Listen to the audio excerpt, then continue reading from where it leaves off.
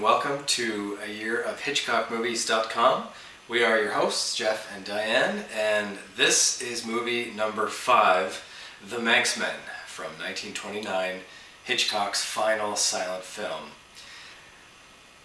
This is not a suspense film, this is not a thriller, this is yet another love triangle from Alfred Hitchcock. We had a love triangle in our first movie, The Lodger. We had a love triangle in our second movie, The Ring, which Hitchcock, as we remember, wrote. We had a little bit of a love triangle in movie number 3, Easy Virtue, at the beginning, anyways. Number 4, The Farmer's Wife, that was more like a love hexagon. That wasn't a love triangle. This is a love triangle melodrama.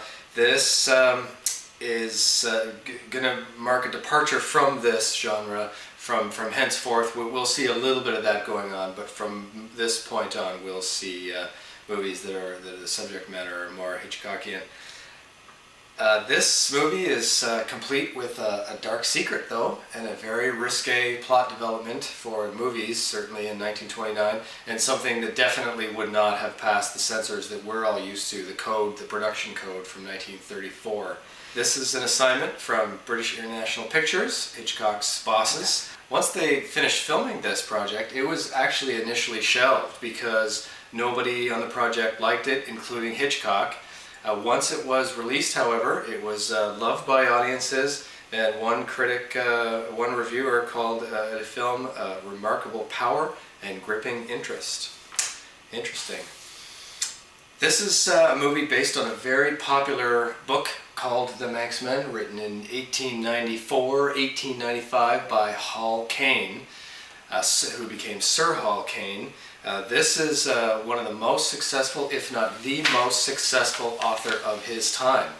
This guy sold lots and lots of books. He was good friends with Bram Stoker, as an example. They were such good friends that Bram actually ended up dedicating his book, Dracula, to Hall Caine. Now, Hall Caine wrote this book in 1895, and it sold 500,000 copies. The book he wrote after that was the first book in Britain to sell 1 million copies. So why have we never heard of this guy? I mean, this guy was so popular that people would gather outside of his homes hoping to catch a glimpse of him. Apparently, and there's an entry in Wikipedia dedicated to why we've never heard of this guy. Apparently his books are outdated and old-fashioned. You be the judge. We're about to watch a movie based on his book. This movie takes place on the Isle of Man.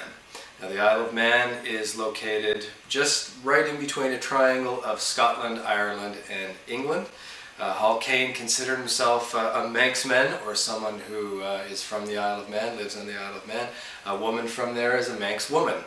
Manx is actually a language, very similar to Scottish or Irish Gaelic. It's somewhat extinct, although they're bringing it back, you can learn it.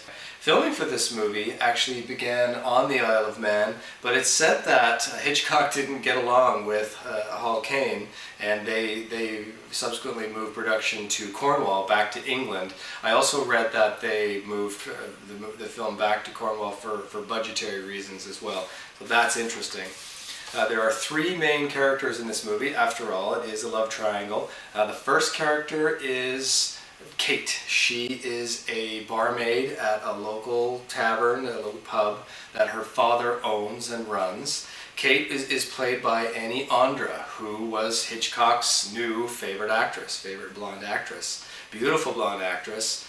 She was actually born in what's now Poland. She grew up in Prague and spoke with a very heavy Czechoslovakian accent, something that becomes interesting in the next movie, Blackmail. It's not important now.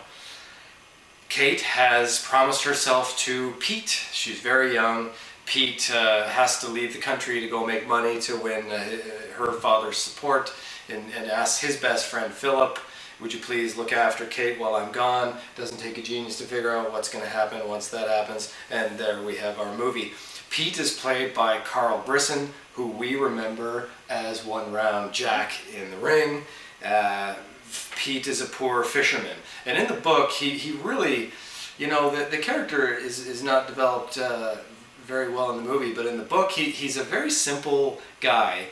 he has a good heart and a good sense of right and wrong, but he really, and you'll get this in the movie, there's not a lot going on upstairs. Philip, on the other hand, and these two have known each other since they're little boys, they grew up together, they're like brothers. Philip, on the other hand, a very successful young lawyer from a very well-to-do family. His father was well-to-do, his grandfather was a very important man, a very important judge. Philip is about to get a big promotion to become a chief magistrate or judge on the Isle of Man. They call that a deemster on the Isle of Man. And Pete goes off to make his fortune in South Africa, to work at the gold mines in Johannesburg. Although in the book it was the diamond mines in Kimberley, so maybe in South Africa. So maybe gold mines made a little more sense in our movie. This film, our movie, is a remake. It was made into a movie in 1916 by someone else, because Alfred Hitchcock was 17 at the time. And that movie, once released in 1917, The MANXMAN, also a silent film, it drew huge crowds in Britain and North America. Wow. Now there's no cameo to look for in this movie again. No Alfred Hitchcock cameo. We do also get an appearance by Claire Greet, which we remember from an earlier review. Claire Greet spent time in more Hitchcock movies than anyone else besides Alfred Hitchcock. There's lots of shots in this movie, shots through windows, which certainly forecasts the voyeurism of later Hitchcock movies.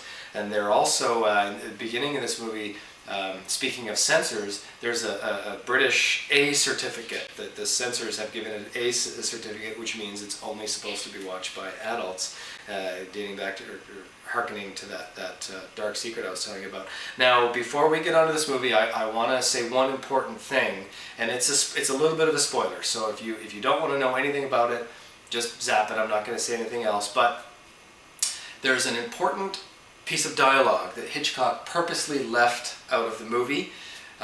He has you read this person's lips, and if you're good at reading lips, you can read what this person says, but suffice it to say that when someone asks, "Why didn't you tell me?" It would have made all the difference. What they're reacting to is that person saying, "I'm having a baby, I'm pregnant, you're not the father," that sort of thing. There I said. So okay, so here we go. We're ready to go for movie number 5 from 1929, and we have hot chocolate with us because it's cold on the Isle of Man. It's cold, so we'll see you at the end of the movie. Let's watch.